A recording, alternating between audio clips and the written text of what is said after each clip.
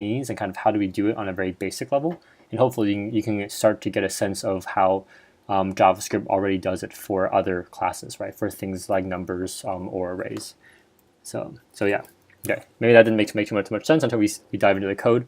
But obviously, let me know if there's any questions by the end of this. Okay, so hopefully everyone can see my screen now. Let me know if you can't. But so what do I mean when we talk about methods? Methods are actions you perform on a value, but at the end of the day, we've actually been using methods pretty consistently in almost every section throughout this curriculum. Methods are built into JavaScript, and really, just so you know, there's really not much of a difference in performance between a method and a function. When we say a method, all we really mean is it's a function that's already tied to an object, or a function that belongs to an object. So here, if I have this array called countries, and in it I have a list of 4 countries, the index of function there, that is a method of countries, because that index of function, and I'm very simplifying here for the purposes of this class, but we can almost think of it as saying, hey, that index of function, that belongs to, or that came with, that countries array, right? When I use an array, I didn't create my own index of function. It came pre-built in, and in fact, only that object, only that array, in this case, countries, can use .index of, right? I can't call something else with countries as version of index of. And so when we say a method, all we're talking about is a function that is tied to, or that belongs to, an array or an object. So on line 9 there, when we do countries.index of Brazil, we're saying, hey, countries array, let me use your, right? As in, let me use the array class's index of function. And even though that function is, theoretically speaking, it is a function, right? It's a function that's inherently tied to the countries array. And so therefore we say index of is a method of the countries. So that's kind of how we've seen it traditionally, but it's actually not that hard for us to create our own methods as well. Here I have a function. Sorry, I have an object. I call it gracehopper. Right, it has 3 key value pairs: a first, a last, and a rank key, and then respectively the values as well. One of the things we talked about was how even though the keys of an object have to be a string, the values of an object can be anything you want it to be, including numbers, strings, booleans, other objects. That's all fair game. But that also means those things, that the values can also be functions as well. So if we actually add a function to this particular object, we now say that that function is a method of the gracehopper object. So here on line 5, notice how my key is still a string. In this case, we called it my method. And the value for that method is a function, right? And the function, all it does is it console logs out, I'm from a method. Notice how right now on lines 5 through 7, all we've done is we've defined a function. We haven't invoked, or we haven't ran that function yet. So right now, when I look into it, it's almost like, if you remember last week when I talked about how when I go through a page of code, right? There's a difference between creating a function and then running the function. Here, just to be very, very clear, all I've done is I've created a function, right? Or in this case, I've created a method. I've not ran this method yet. It's only when I get to line 11 that I'm actually able to invoke or run that method. So on line 11, notice how we're accessing the gracehopper object. We're using dot notation here, even though we could perfectly very well use bracket notation. There's no difference there. But we just chose to use dot notation here, and we do gracehopper dot my method. Okay, and what that does is that goes in through the my method key, and it gets the value associated with the my method key. The my method key's value is that function between lines 5 through 7, and so on line 11, when I invoke the value of my method, I'm essentially invoking the function that I define on lines 5 through 7, and so when I do that, I print out I'm from a method. Okay, this is almost identical to what we saw last week, right? This idea that if I do object.key, I get back the value, right? So here when I do gracehopper.myMethod, I'm just getting back the value associated with the my method key. If you had used the bracket notation, would you have included the parentheses in my method, or Yes. oh, Yeah. oh, you have, okay. Yep. So if I'd done that, then it would have looked probably something like that, right? Like the parentheses are separate, right, from the notation. We're always going to use this to invoke functions. So this is what it will look like with bracket notation. Yep. I see that you're using the old function recall. Should we be using the? Can we also use the arrow function recall or arrow function? Sorry. Yeah, you could. Yeah, you could. In this case, there really won't be much of a difference. Yeah, but you can totally use arrow function as well, right? You can do something like this, but it's not going to change anything. You're still creating a function that's tied to the object, so you're still creating a method. Yeah. Okay, and is there a preferred version? Like, when you see this in the wild, will it be more often a regular function, or will it be an arrow function? I mean, I think eventually you'll probably see more and more arrow functions, but I guess I don't want to give off the impression that like using an arrow function is better in any way. Okay. It's probably just like less typing or more of a convention. And then like I said, like there are like certain things that arrow functions can do that does give it that makes it different than the traditional function. But for our purposes, there's really no difference. So it really does come down to a matter of preference. Okay, thank you. Yeah.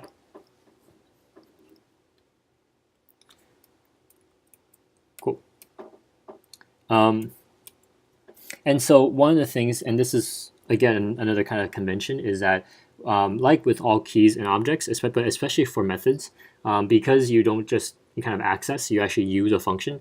Usually we try to name the function, we try to name the method something that's more relevant or a bit more descriptive to what the method is actually doing, right? So in this case, we call the method sayQuote, and we define it as a function, and a console logs out a quote that Grace Hopper, who's a real person, may or may not have actually said. Okay. Okay. So because we're creating a function, well, obviously functions sometimes take in arguments, and so there's no reason why we can't do that here as well, right? If I look at line 9 there, get age, and I guess this goes out saying, right, just like we can create an object with an unlimited number of key value pairs, we can create an object with an unlimited number of methods. In this case, we have two methods. One's called sayQuote, and one's called getAge, right, on lines 9 through 11. The getAge is the name of the key, the value is a function, and the way we define the function, it takes in an argument in which we call year, and all it does is it returns that argument, year, minus 1906, which I guess kind of gives off the impression at the very least that we expect year to be a number, right? So now on line 14, when I do console.log gracehopper.getAge, when I call that getAge function, or that getAge method, sorry, I call it just like I do any other function, and when I call it, I can pass in 2018 in this case into the function. That's the same as me going to the getAge function and passing in 2018 as the value for year, and so I return 2018 minus 1906, which gives me 112. Right. So this is a full-fledged function. We can take arguments in, we can return things back out. Whatever we want to do it's completely valid as long as we can do it with a normal function. We can do it here as well. Any questions so far before we move on to onto another concept?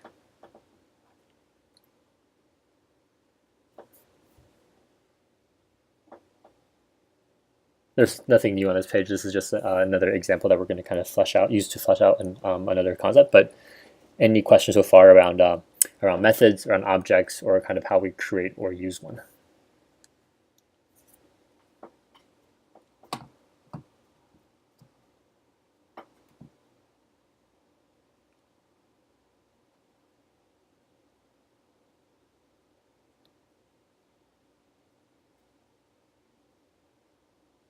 All right, cool. So let's keep it moving then. Here, if you notice, I have my console log function. Once again, and I think we touched on this last week, but here, rather than using the plus concatenate operator, They just pass in the multiple things they want to print together as a series of arguments, but it effectively does the same thing. Here we're saying hi space name space I am rear admiral hopper, right? It's a greet function. And it takes in a name. So here on line 14, when I call gracehopper.greet and I pass in Karen as a name, it greets out, hi Karen, I am rear admiral hopper. One of the things that in programming that something you'll hear probably pretty often, but more often when you start out, is this concept of DRY, or DRY, which stands for don't repeat yourself. For better or worse, sometimes people take it overboard, but in general, people really like this idea of being able to reuse things, right? So if I'm going to type in a value, I should only be typing it or creating it once, and then I should have everyone else use that value. In the previous example, if you noticed, I wrote back, hi, Karen, my name is Rear Admiral Hopper, but writing out Rear Admiral Hopper actually seemed a bit redundant because I've actually already written those values somewhere else, right? I've already written it as the value for my first, last, and my rank. So another way to do what we saw in the last slide is I can actually just write, hi, comma name I am, and I can do gracehopper.rank and gracehopper.last. A bit counterintuitive, but just know that in this case, we are able to actually access the gracehopper. We're actually able to access the object that we're a part of, and in this case we're accessing the values associated with the rank key and the values associated with the last key. Okay, and so now when I do greet and then this I pass in Gabe, the output looks identical to what I saw before, right? It still says hi, Gabe or Karen, I am Rear Admiral Hopper. But now the big difference is now rather than typing out Rear Admiral, I'm actually typing out gracehopper.rank and then gracehopper.last. The reason why this is a much more preferred method of doing this compared to the last example where you just type everything out is, let's say Gracehopper gets promoted, right? I don't actually know what comes after Admiral, but let's say she gets promoted or her rank changes. Well, now in the previous example, I would need to change her rank as a key value pair. But I also need to change the greet function, right? I need to go inside of it and say, hey, let's change, I am Rear Admiral Hopper to whatever her new rank is. Now, what I'm saying is, hey, I can just change it in one place, right? I can change it in line 8, and wherever else is using that variable, they will also change. And so now, if Gracehopper does get promoted, I only need to change her rank on line 8, and I don't need to change her rank in line 10, right? I don't need to change it in the console log anymore. And so this is a pretty common pattern that you'll see where folks say, hey, you know what? I'm actually going to be able to kind of, rather than writing out the variable each time, I'm just going to reuse it, partially because it might be a little less typing, but more importantly, it actually centralizes the change so that, no matter who is using this value, it's very consistent throughout the system, right? It's very consistent where I'm getting Gracehopper's rank each and every time. I'm trying to get my head around, on the previous slide, I'm trying to get my head around why when you console log the statement on line 10, it doesn't smush the words together, and the commas act like a space. Oh yeah, that's actually all they do is I believe they function like a space when you print things out with console log as multiple arguments. Oh, okay. Yeah, I think that's we can try it out, but I just do console.log, and I'll do David. And then I'll do BCP. I think, the comma just puts a space in there for you.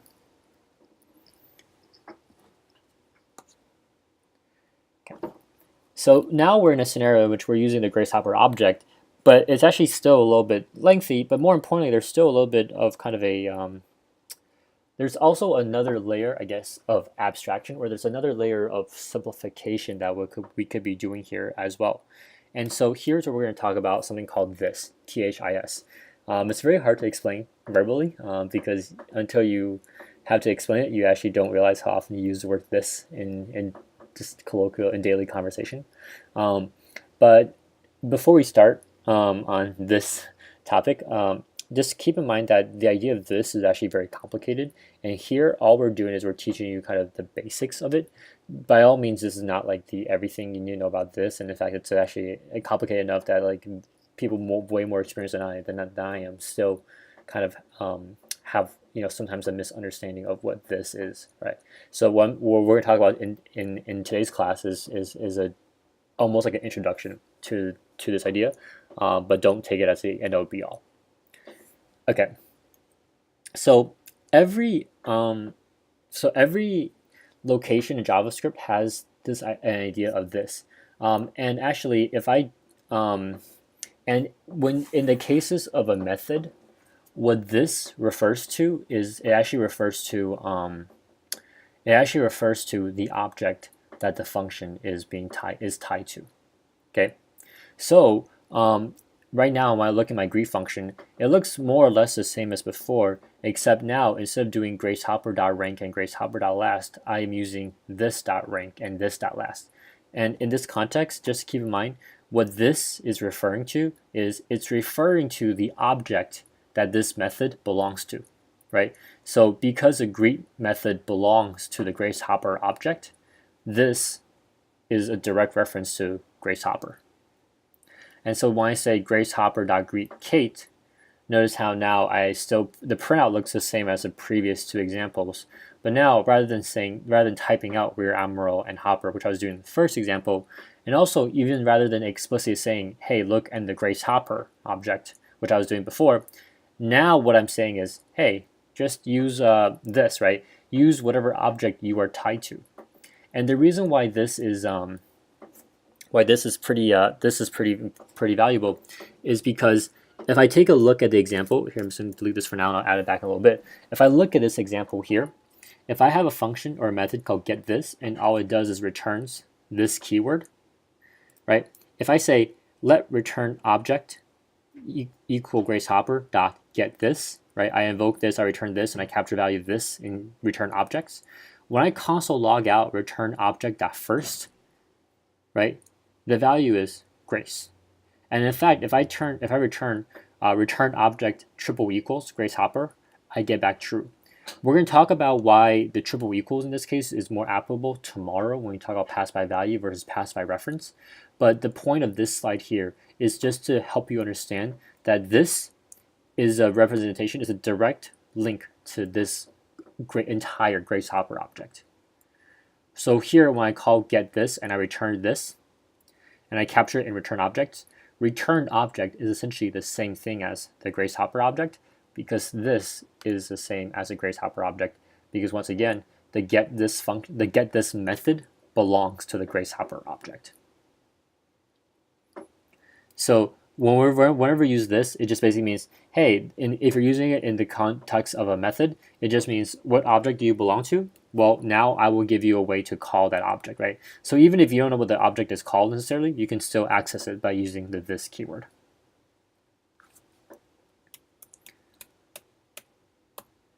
So let's take a look at two more examples of this.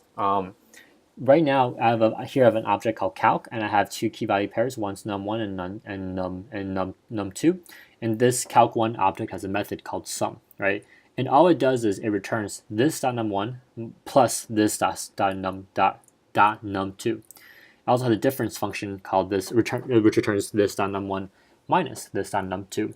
Now, when I console log out calc.sum, right? When I call calc.sum there on line 12, what it does is it goes into the calc object, because on line 5 it makes me look for this. And I look for calc.num1 plus calc.num2.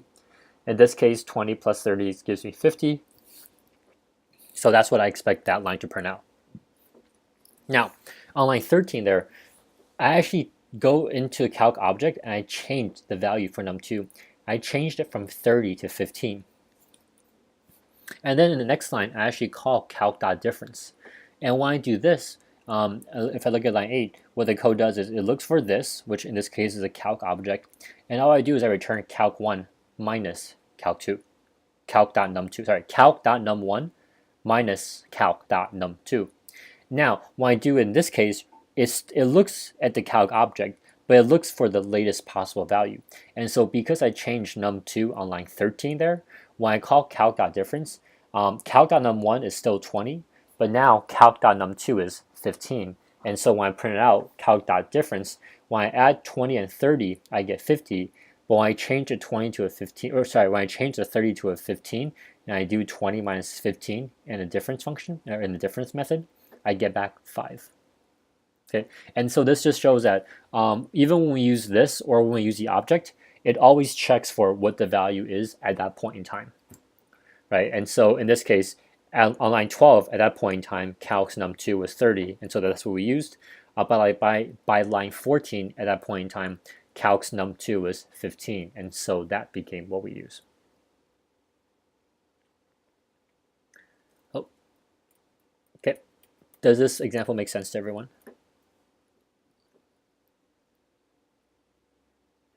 Clarify. Yep. So you said that even if you use the object name in this case, instead of the this, it would do the same thing?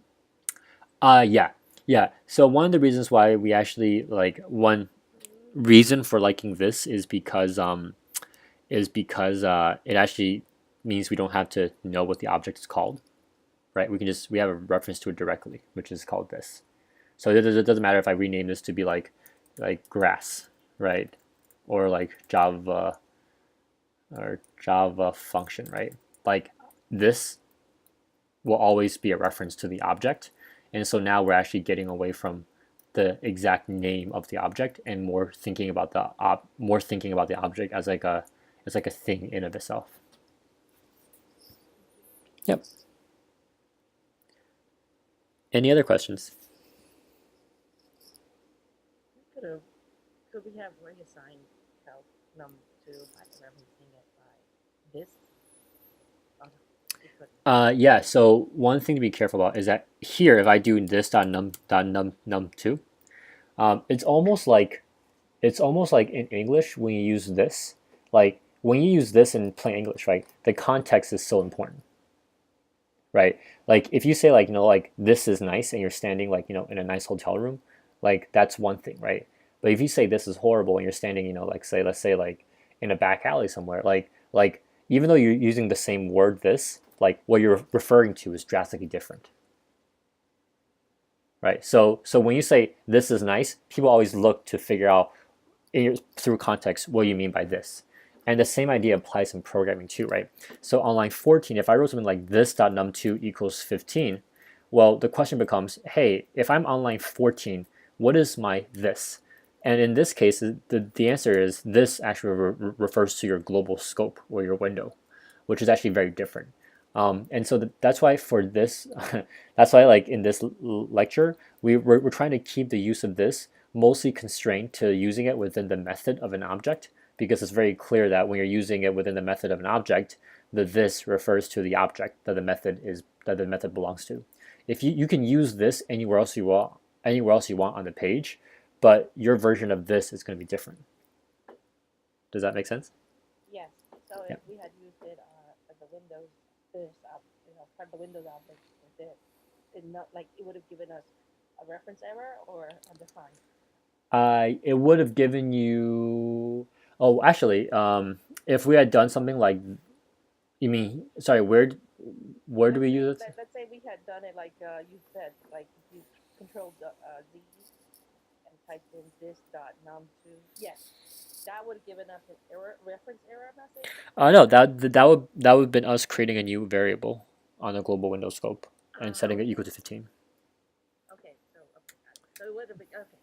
Yeah, so it's equivalent to saying when var num2 equals 15. Yes. Although it like in this case, if this is our entire page of code, it would be. But like I said, this is very dependent on where you are, right? So if you're inside of another function, then this refers to that function. So it can get a bit convoluted pretty quickly. Actually, in the next page, we actually have a disclaimer that talks about how this is extremely complicated. And for now, we're just focusing on the idea that when you have an object and a method, when you use this inside that method, you're referring to the object and not kind of not studying it too much beyond that point. I also Inside the object. I'm sorry. So that means that we can only use the this keyword inside objects, right? For now, we're talking about using it inside the methods, inside an object method. Okay. Yep. I forgot who asked earlier about if there's a difference between the arrow function and like the function expression. The answer is when you start introducing the idea, the context of this, then when you use an arrow function, you're actually also changing again the context of this. Then this becomes not the object the method belongs to. I believe it belongs to the thing that that object belongs to, and so it gets a little bit hairy. And so for today's workshop, if you have to use an example where you have to use a context of this, I would strongly encourage you to use this function declaration instead of the arrow syntax. Okay, thank you. Yep. Cool. And then just as a wrap up, the disclaimer, right? Once again, this is a very heady topic. We're just giving you kind of the basics so when you see it, you don't get super confused. But we also just don't have the time to kind of go really, really in depth into this because it's very hard to talk about it without talking about constructors, without talking about inheritance, a lot of other things that really kind of would lead us down, like I guess another another rabbit hole, if you will. But for today, just like be comfortable with understanding that a method is nothing more than a function that belongs to an object, or that is a value of an object. Be comfortable with how to create, access, and invoke that method. And then lastly, within the method, if you see a this, then you should be kind of comfortable realizing that, oh, this just refers to the object that my method is tied to. Any questions?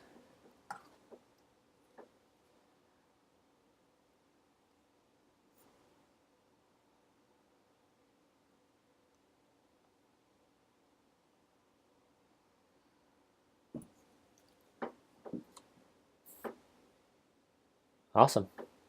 Cool. I will now stop the share. And Magdalena is going to be our fellow again for tonight. So hopefully for this, and by now hopefully we're all pretty